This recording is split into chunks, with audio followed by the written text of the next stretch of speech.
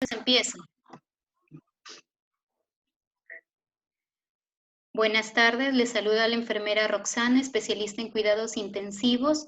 Hoy día les voy a hablar un tema muy importante, el cual se conoce mucho, pero no cómo es el manejo en el paciente con COVID-19. Existen muchas disyuntivas en cómo se debe manejar este tipo de pacientes, qué procedimientos se deben realizar y qué procedimientos no, para que no pongan en riesgo también nuestra salud. Entonces, es importante conocer cómo llega a lesionarse el pulmón del paciente con COVID que está en cuidados intensivos. Recordemos que las células del pulmón tienen dos tipos de células, los neumocitos tipo 1 y los neumocitos tipo 2. Estos tienen unos receptores ECA y el coronavirus tiene una proteína S. Esta proteína tiene mucha afinidad por este receptor y cuando se une al neumocito tipo 2 causa una respuesta inflamatoria que produce destrucción de estas células. Cuando se ha producido una respuesta inflamatoria severa, se libera a nivel del alveolo citoquinas proinflamatorias que producen vasodilatación, aumento del exudado y aumento del líquido. Entonces, cuando este proceso llega al alveolo y el intersticio, produce en el paciente tos seca, dificultad para respirar e insuficiencia respiratoria aguda de tipo hipoxémica, causando el síndrome de respiratorio agudo severo por COVID-19 caracterizado por una neumonía grave. Entonces, cuando uno visualiza la radiografía o tomografía de este tipo de pacientes, se ve un pulmón en vidrio despulido, es decir, como un vidrio empañado. ¿Por qué? Porque en el pulmón, en las bases, a nivel de las dos bases del pulmón, se observa edema intersticial, característico del síndrome respiratorio agudo. Asimismo, se observa un edema pulmonar de tipo no cardiogénico a nivel paramediastinal, a ambos lados del mediastino. Entonces, cuando este virus lesiona el pulmón y logra pasar los vasos sanguíneos y las células endoteliales, causa en el paciente shock, con ello disfunción multiorgánica, dañando el cerebro, dañando el riñón, dañando los vasos linfáticos y por ende causa la muerte en este tipo de pacientes. Es por ello que estos pacientes necesitan cuidados intensivos, necesitan que los intuben y posterior a ello ventilación mecánica. Así se observa la radiografía de un pulmón con COVID-19, como se observa en la imagen, en el día 12 miren ese pulmón y en el día 15 como ese pulmón está mucho más blanco. Entonces, los cuidados de enfermería deben ir enfocados ¿a qué? A evitar la lesión pulmonar, a evitar complicaciones pulmonares como una neumonía asociada a ventilación mecánica. Necesitamos que ese pulmón se recupere y por ende también se recupere el paciente. ¿Cómo lo vamos a lograr? Mediante nuestros cuidados realizando una ventilación protectiva. Pero para atender este tipo de pacientes con ventilación mecánica hay que tener unos criterios en cuenta. Recordemos que este virus es altamente contagiante, es por ello que hay que cuidarnos nosotros también. El paciente debe estar en una habitación individual con presión negativa, eso es lo ideal. Sin embargo, nuestras UCIs no son así y son habitaciones que no tienen presión negativa. Por lo tanto, cuando se atienda a este tipo de pacientes, hay que mantener la puerta cerrada. La atención de enfermería en todo momento va a ser con los elementos de protección personal. No se permitirá la atención sin ellos. Y también debemos evitar los procedimientos que generen aerosoles, así como, y si es que no se pueden, pues tener todas las medidas necesarias para evitar contaminarnos con este virus. Entonces, para iniciar la ventilación mecánica necesitamos de una vía aérea artificial. Por lo tanto, el profesional médico que va a realizar este procedimiento debe ser el más experimentado porque necesitamos que lo haga bien y en el menor tiempo posible. La enfermera debe tener todo el material a la mano. ¿Por qué? Porque no va a estar ingresando y saliendo de la habitación o pidiendo que le traigan algún medicamento o algún insumo que falte. La intubación endotraqueal se va a realizar con secuencia rápida para minimizar el tiempo de intubación. En algunas guías nos dice que es necesario utilizar un videolaringoscopio para visualizar mejor la vía aérea. El paciente durante la intubación debe estar con una adecuada pseudoanalgesia y relajación para evitar que este paciente se mueva, el paciente tosa y más bien pueda a nosotros contaminarnos. Entonces, ¿por qué es tan importante la ventilación mecánica en estos pacientes? El concepto de ventilación es que es una intervención de apoyo temporal que ventila al paciente mientras se corrige el problema por el cual ingresó. ¿Con qué objetivo? Mejorar el intercambio gaseoso, mejorar la oxigenación arterial, mantener la capacidad residual funcional, aumentar la distensibilidad de ese pulmón, reducir el trabajo respiratorio y mejorar la oxigenación tisular para evitar más daño. Entonces, cuando la enfermera sabe que va a ingresar un paciente a ventilación mecánica, lo primero que se pregunta es, ¿vendrá intubado? ¿Ya vendrá con la ventilación? ¿Vendrá con una máscara de reservorio? Entonces, la enfermera tiene que tener listo su ventilador mecánico. Este ya tiene que estar armado y tiene que estar seteado. Muchas veces la enfermera o la mayoría de veces es la enfermera la que programa el ventilador mecánico. Entonces debemos conocer qué parámetros vamos a programar. Vamos a programar FIO2, frecuencia respiratoria, volumen corriente, PIP, sensibilidad, tiempo inspiratorio y las alarmas que son muy importantes. El FIO2 vamos a programar al 100%, el cual se va a ir bajando según la saturación de oxígeno y según los gases arteriales. Se debe prever de que por más de una hora de un oxígeno mayor del 60% puede causar toxicidad por oxígeno, ya que sabemos que el alveolo contiene nitrógeno y el oxígeno tiene mucha afinidad por el nitrógeno. Entonces, al desnitrogenarse el alveolo, puede colapsarse y causar atelectasias. La frecuencia respiratoria que va a programar la enfermera es una frecuencia regularmente normal, que es la de 2 a 16. Ya el médico, después de evaluar al paciente, va a ver si es que sube la frecuencia respiratoria o la baja, pero esta es la que mayormente se programa la enfermera. Recordemos que los pacientes con COVID generalmente tienen patología restrictiva, por lo tanto requieren frecuencias altas. Vamos a programar un volumen corriente que generalmente se programa 400 a 500 mililitros, pero hay que tener en cuenta que el volumen que se va a programar siempre debe ser en base al peso ideal. Aquí estoy mostrando las dos fórmulas para calcular el peso ideal y más adelante se les va a explicar mediante un ejemplo. Recordemos que altos volúmenes de aire en este tipo de pacientes puede presionar el vaso sanguíneo, aumentar el espacio muerto y con esto evitar que se realice un adecuado intercambio gaseoso. El PIC, generalmente el PIC que va a programar la enfermera es un PIC, como le llaman, un PIC fisiológico entre 3 a 5 centímetros y siempre que el médico varíe este valor hay que monitorizar la presión arterial, la saturación. ¿Por qué? Porque al aumentar el PIB, aumenta la presión a nivel de la caja torácica, disminuye el gasto cardíaco y puede generar disminución de la presión arterial y puede este paciente requerir líquidos o algún inotrópico vasoactivo como noradrenalina. El trigger o sensibilidad, que es la capacidad que tiene el ventilador mecánico para captar el esfuerzo que realiza el paciente. Generalmente vamos a programar un trigger, puede ser por flujo o puede ser por presión. Si es que es por flujo, que es el más sensible y el que la mayoría de médicos, enfermeras programan, es de 1 a 3 litros por minuto, y si es que es por presión, de 0.5 a 1 centímetro de agua. Recordemos que el trigger siempre se va a programar en el ventilador mecánico porque no sabemos en qué momento el paciente va a gatillar o va a despertar y va a gatillar y tiene que estar programado. Como observamos aquí en la imagen, vemos en la curva de volumen-tiempo, observamos que en la primera curva el paciente no ha gatillado, quien ha ciclado es el ventilador, y aquí en la segunda curva que observamos una muesca negativa, observamos aquí el trigger en donde el paciente ha gatillado, el ventilador ha detectado y inmediatamente ha ciclado.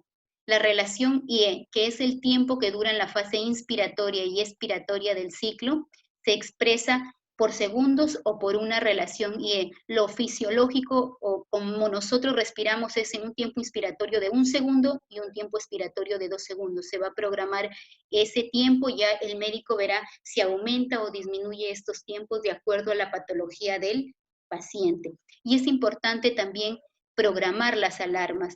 Las alarmas se deben programar porque nos avisan cuando hay alguna falla, cuando hay alguna desconexión, cuando estas presiones aumentan o cuando estas presiones disminuyen. Y mucho más ahora que estamos con esta enfermedad del COVID en la cual no podemos estar demasiado tiempo en la habitación del paciente. Es importante programar estas alarmas y con alto volumen para nosotros poder escucharlas y estar atentas frente a cualquier complicación.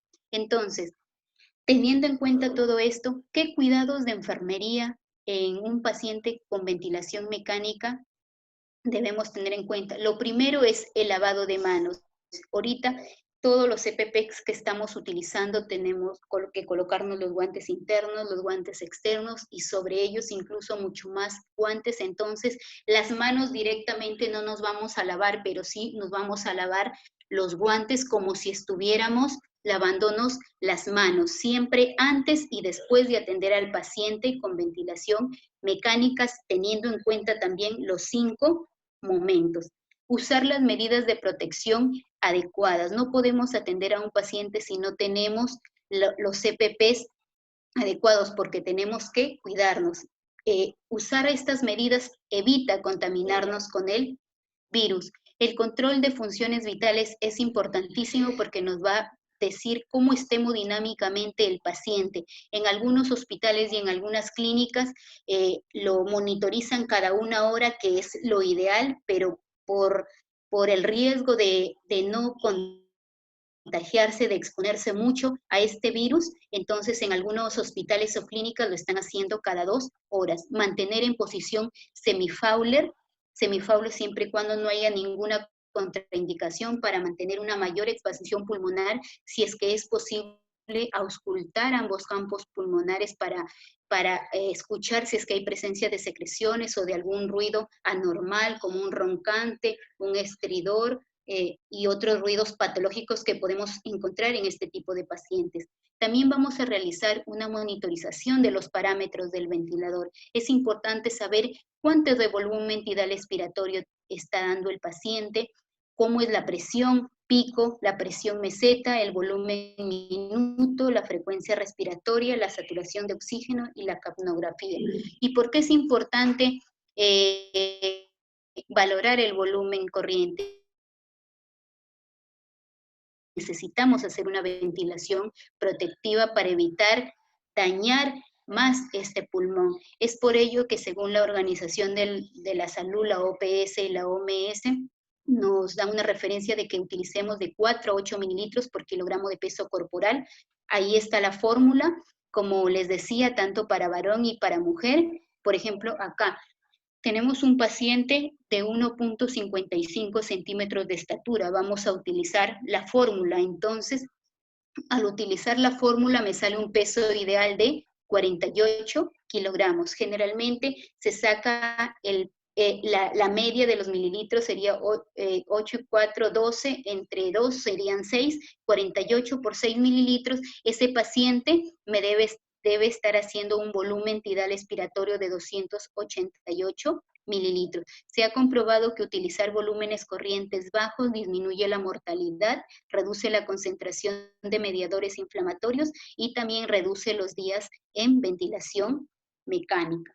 ¿Por qué es importante monitorizar la presión pico? La presión pico es la presión máxima que se genera en la vía aérea durante una inspiración, y esta puede modificarse sobre todo por la impedancia torácica y también por la resistencia del tubo. Cuando este tubo es de menor calibre, esta presión, el aire va a ejercer una mayor presión para poder ingresar, por lo tanto esa presión pico también se va a elevar. Se recomienda valores de presión pico de entre 30 a 35 centímetros de agua. ¿Y por qué también es importante? Porque a veces vemos en el ventilador que tiene 40, 45 de presión pico, pues nos tenemos que preguntar, el diámetro del tubo es demasiado pequeño, que está ejerciendo demasiada presión, el paciente tiene secreciones y por eso es que está haciendo esa presión pico elevada, ese tubo está obstruido y ese es un cuidado de enfermería, que si el tubo está obstruido, comunicar al médico, quizás ese tubo ya tiene 10, 12 días, entonces tiene que cambiarlo. La presión meseta.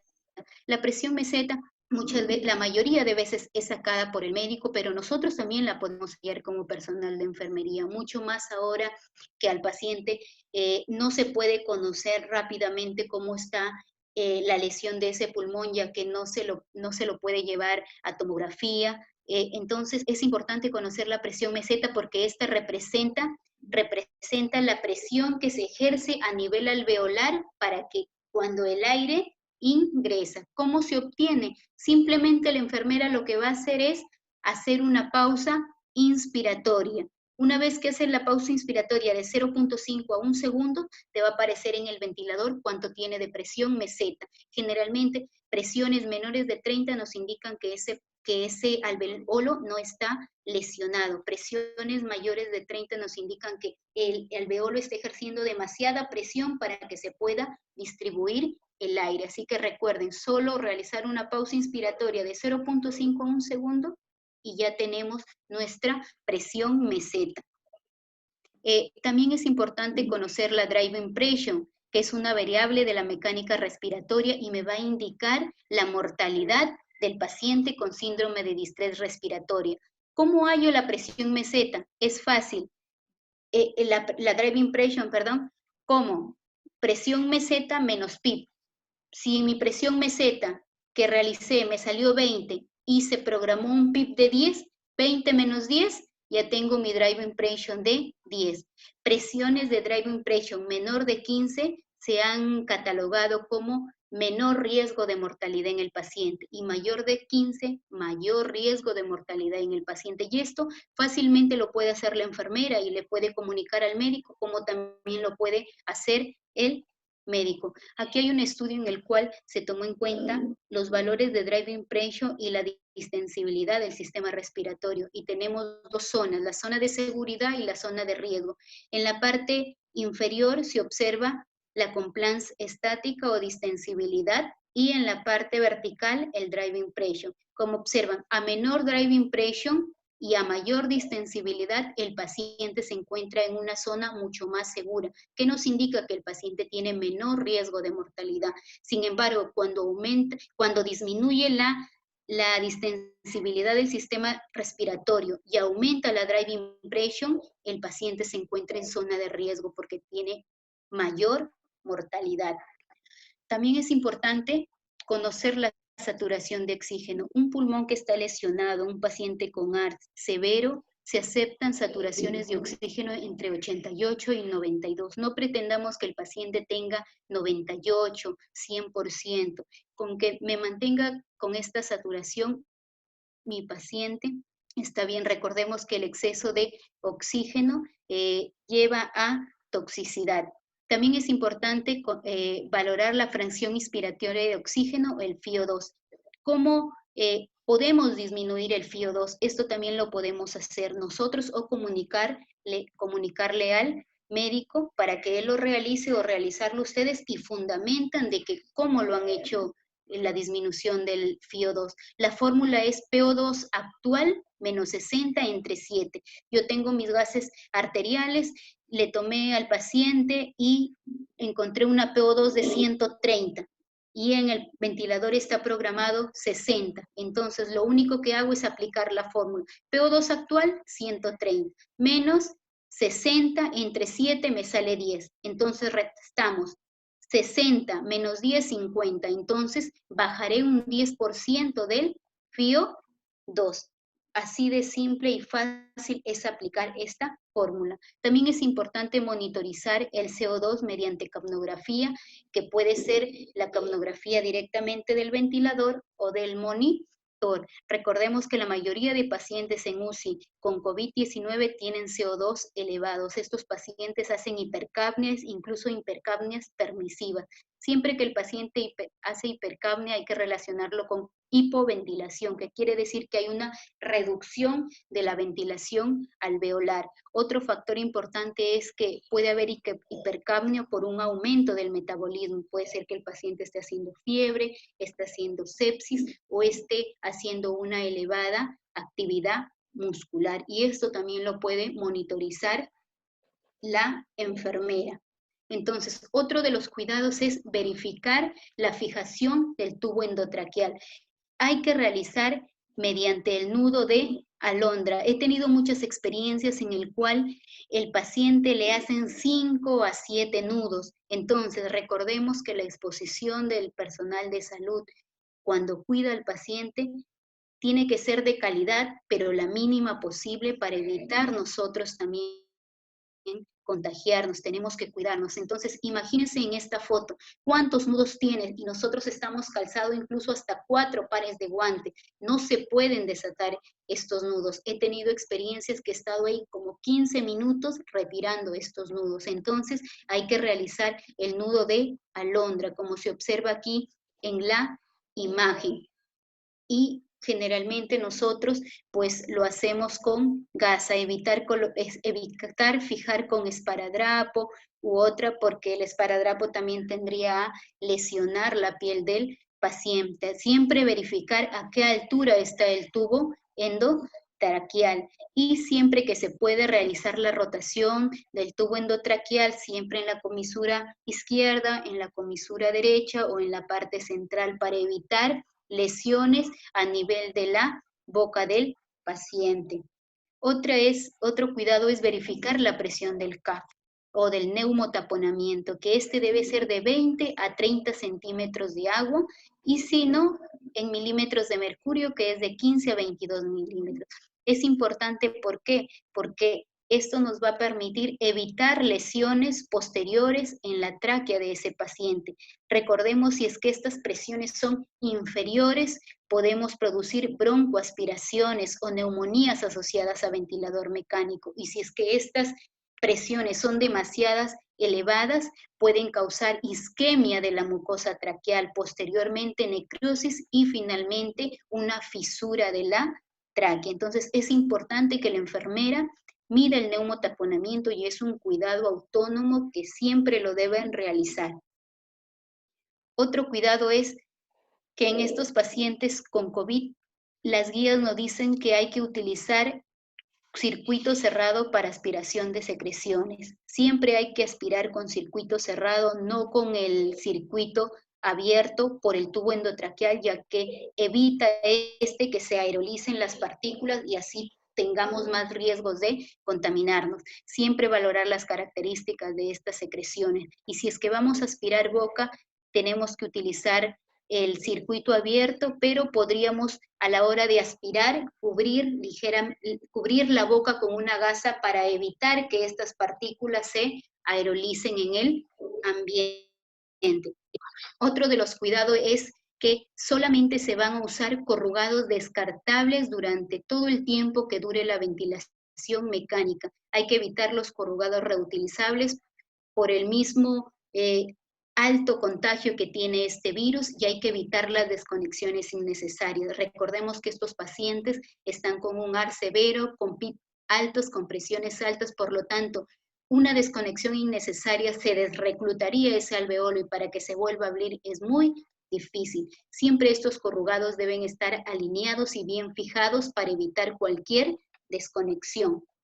También en este tipo de pacientes con ventilación mecánica tienen que tener una adecuada pseudoanalgesia y relajación. Recordemos que estos pacientes, muchos de ellos están pronados y necesitan adecuada sedación, analgesia y relajación para evitar injuria pulmonar inducida por el ventilador mecánico. En este sentido se va a utilizar midazolam, se va a utilizar propofol, se va a utilizar fentanilo y becuronio. Midazolam, propofol, ya depende el médico con qué quiere mantenerse dado el paciente. El fentanilo, que es un analgésico, y el becuronio, que es un relajante. La enfermera es la encargada de manejar este tipo de medicamentos, por lo tanto, debe saber tanto sus efectos adversos como cómo es que se deben administrar este tipo de medicamentos. Y si es que el paciente está con pseudoanalgesia y relajación, pues valorar la escala de RAS, que lo ideal es mantener entre -4 a -5 de RAS al paciente. Otro de los cuidados es la higiene bucal. Generalmente en un paciente no COVID uno lava la boca con el cepillo o el personal técnico va lavando y uno va aspirando, pero en este caso vamos a evitar ese tipo de lavado porque no queremos que las partículas se aerolicen, por lo tanto vamos a hacer un lavado con un bajalenguas y una gasa. Y si es que es posible, utilizar clorexidina al 0.12%. Recordemos que la higiene bucal evita las neumonías asociadas a ventilador mecánico. Vamos a utilizar filtros EPA de alta eficiencia. Cambiar solamente si es necesario, es según valoración de enfermería. Este es un filtro hidrófobo eficaz que se coloca delante de la válvula expiratoria y de la válvula inspiratoria del ventilador mecánico. ¿Y por qué utilizar estos filtros EPA? ¿Por qué? Porque son los únicos que van a eliminar el 99.95% de las partículas.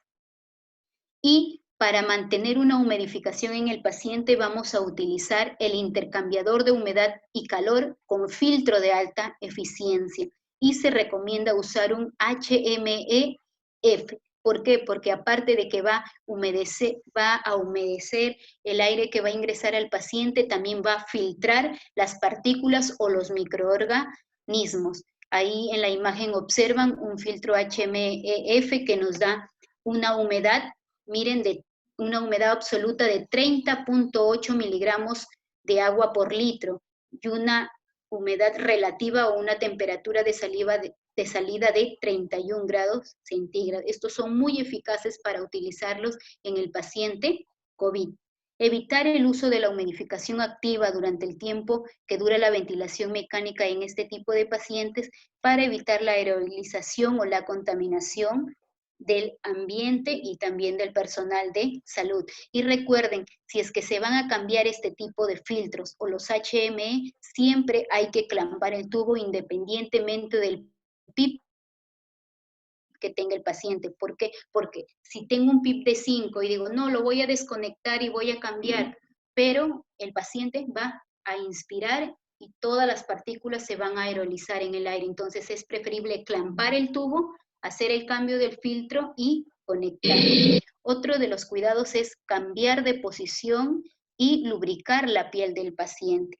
Pero cuando uno cambie de posición, se evitará agitar la ropa o sábanas para evitar la generalización de aerosoles. Hay que hacerlo con mucho cuidado, en coordinación con nuestro personal técnico para evitar mayor contaminación del ambiente. Colocar sonda nasogástrica según sea necesario. Vamos a tomar muestras de gases arteriales para ver cómo está ese PO2, ese CO2, cómo está el PAFI y ver cómo es que va avanzando nuestros pacientes. Leí en una guía que en pacientes COVID que están hemodinámicamente bien inestables, es preferible colocar una línea arterial para que sea mucho más fácil tomar los gases arteriales y no estar sacando la muestra, porque a veces si es que no es un personal experimentado, va a tomar tiempo y como recuerden que hay que exponernos lo menos posible durante nuestro cuidado, pero ello no quita que brindemos un cuidado de calidad. Valorar siempre la presencia de asincronías. Hay que preguntarse por qué está asincrónico mi paciente, puede ser la sedación, puede ser que esté con secreciones u otro problema. Lo mayor que podemos observar es la presencia de secreciones. Ustedes observan aquí en la imagen, miren cómo se observa en las curvas de presión-tiempo, en estas curvas en forma de serrucho. Este paciente tiene secreciones. Y miren, después de la aspiración, ya las curvas sin secreciones. Y a veces he tenido experiencias que ingresa, la enfermera y dice, pero tienes que aspirarlo. No, pero nos podemos guiar de nuestras curvas también. No, pero mi curva no se ve con presencia de serruchitos, entonces mi paciente no tiene secreciones. Entonces, esto también, estas curvas nos sirven para darnos cuenta si es que mi paciente tiene secreciones o no. También hay que brindar un aporte nutricional tan pronto sea posible para el mejor trabajo muscular de la respiración, para disminuir el cociente respiratorio. Generalmente utilizamos pulmocare en este tipo de pacientes para evitar que el coeficiente respiratorio aumente y dañe más ese pulmón. Se evitará también la ventilación manual con mascarilla y bolsa autoinflables. En todo momento se evitará o la mayor veces posible tomar alguna muestra respiratoria, ya que son procedimientos que pueden poner más en riesgo la salud del personal que cuida. Bueno, básicamente son todos estos los cuidados que se deben tener en un paciente que está en ventilación mecánica con un diagnóstico de COVID en la unidad de cuidados intensivos. Espero les sirva. Muchas gracias.